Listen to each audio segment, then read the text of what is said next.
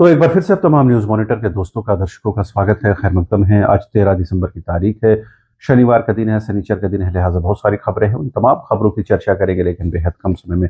सबसे पहले बात करते हैं झारखंड की पहचान कोयला खनिजों को लेकर के। कोयला चोरी के मामले में ईडी की जांच जो है लगातार चल रही है और ईडी ने जो है लगातार ताबड़तोड़ जो है न सिर्फ झारखंड में बल्कि बगल के राज्यों में भी छापेमारी की है। कल की खबर है कि ईडी ने कोयला चोरी मामले में झारखंड के प्रमुख जो डिस्ट्रिक्ट है कोयला राजधानी के नाम से जानी जाती है धनबाद और कोलकाता में जो है एक साथ करीबन कई ठिकानों पर छापेमारी की गई है। आउटसोर्सिंग कंपनियों में ये छापेमारी की गई है और कई ऐसे लोग हैं जो इस मामले में कहीं न कहीं निशाने पर है। तो ज़ाहिर-सी बात है कहीं न कहीं लाखों करोड़ों रुपए के कोयला का वायरा-नियारा हुआ है और विपक्ष लगातार इसे लेकर के हेमंत सोरेन की सरकार पर निशाना साधती रहती है कि किस तरह से जो है सरकार के नाक के नीचे कोयले की चोरी हो रही है, खनिजों की चोरी हो रही है। लेकिन सरकार उसे रोक नहीं पा रही है बल्कि खुद सरकार जो है इसको कहीं न कहीं इनकरेज कर रही है। ऐसे आरोप भी लगते हैं। बहरहाल ईडी जो है लगातार जाँच कर रही है और इस मामले में जो है लगातार छापेमारी की जा रही है।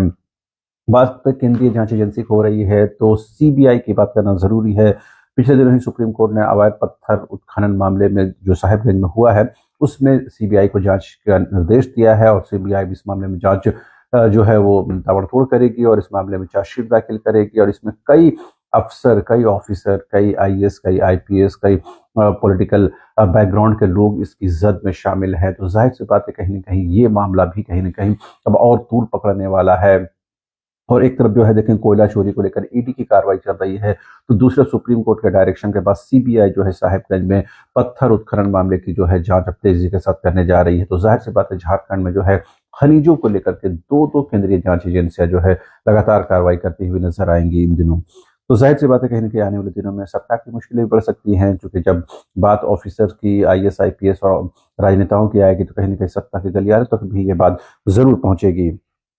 इस बीच एक और खबर है ईडी से जुड़ी हुई, केंद्रीय जांच एजेंसी से जुड़ी हुई। उसमें ये कहा गया है कि ईडी ने जो है कफ सिरप, जो पिछले दिनों कफ सिरप की वजह से कई बच्चों की मौत हो गई थी, उस मामले में जो है करीबन 25 ठिकानों पर छापेमारी की गई है और तुपुदा नाम इलाके में जो है सैली ट्रेडर्स के यहाँ पर जो जो है छापेमारी की गई है। साथ ही सीए विष्णु अग्रवाल के ठिकानों पर भी ये रेड डाले गए हैं। तो लगातार जो है केंद्रीय जांच एजेंसियां झारखंड में अलग अलग मामलों को लेकर जांच कर रही है।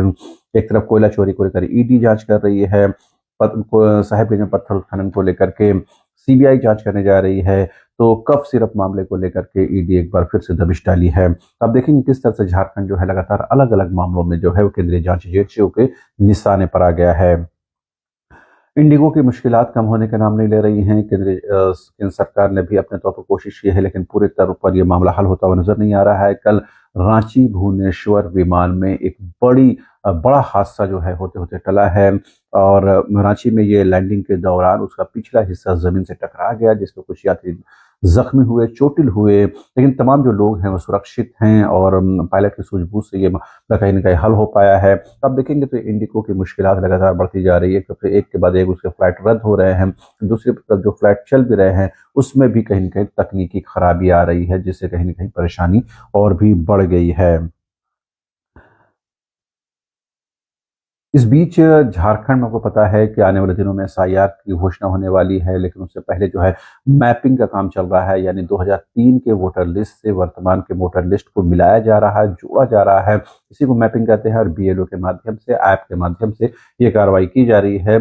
सीईओ झारखंड के रवि कुमार की माने करीबन 65% से ज्यादा जो है अब तक मैपिंग हो चुकी है। ग्रामीण क्षेत्रों में काम तेजी हो रहा है लेकिन शहरी क्षेत्रों में थोड़ा ये कम तेजी के साथ होता हुआ नजर आ रहा है। इस बीच ये भी खास डायरेक्शन दिया गया है तमाम लोगों को, तमाम बीएलओस को कि किसी भी सूरत में योग्य नागरिक जो हैं, एलिजिबल कैंडिडेट जो हैं वो किसी भी सूरत में मतदाता सूची से हटने नहीं चाहिए, छूटने नहीं चाहिए। इस बीच आजसू सुप्रीमो सुदेश कुमार महतो और उनकी पार्टी के सांसद सीपी चौधरी ने कल जो है केंद्रीय मंत्री चिराग पासवान से मुलाकात की। गिरिडीह और साथ ही झारखंड के विभिन्न विषयों पर बातचीत हुई। केंद्रीय मंत्री से मुलाकात को बेहद महत्वपूर्ण माना जा रहा है। इस बीच झारखंड के स्वास्थ्य मंत्री, कैबिनेट मंत्री ने एक बार फिर से नेता प्रतिपक्ष बाबूलाल मरांडी को निशाना साधा है। उन्होंने कहा कि बाबूलाल जो पॉलिटिकली जो है वो इनएलिजिबल है और इसी की वजह से बीजेपी में जो आंतरिक कलह बढ़ रही है। एक तरह से उन्होंने राजनीतिक तौर पर आरोप लगाने की कोशिश की है। धर्मांतरण के खिलाफ धरना प्रदर्शन का दौर जारी है। सरना केंद्रीय सरना समिति ने कल जो है धरना प्रदर्शन किया। उनके जो महिला नेत्री है निशा भगत, उन्होंने कल मुंडन कराया और कहा कि जब तक कन्वर्जन नहीं रुकता है तब तक उनका आंदोलन जारी रहेगा। इस बीच चंपई सोरेन पूर्व मुख्यमंत्री वो भी लगातार धर्मांतरण कन्वर्जन को लेकर के निशाना साध रहे हैं। कल जेएसएससी ने सहायक आचार्य के रिवाइज रिजल्ट में अतिरिक्त रिजल्ट जो है वो जारी किया। करीबन 167 की संख्या में मैथ्स, साइंस और भाषा के छात्रों का रिजल्ट जारी किया गया है। कोर्ट के निर्देश के बाद ये जारी हुआ है। हालांकि आने वाले दिनों में ये संख्या में और तब्दीली होगी, क्योंकि कई मामले जो है झारखंड हाईकोर्ट में इस वक्त लंबित चल रहे हैं।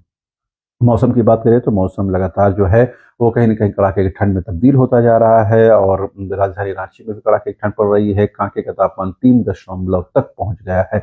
इससे अंदाजा लगाया जा सकता है कि राजधानी रांची में किस तरह की ठंड जो है इस वक्त पड़ रही है। बहरहाल अभी के लिए इतना ही। आप तमाम दर्शकों से रिक्वेस्ट है कि ऐसी खबरों को प्रचारित करें, चैनल को सब्सक्राइब करें, कमेंट करें, लाइक करें, शेयर करें और जो भी कमेंट करें वो संसदीय भाषा में करें। Thank you so much.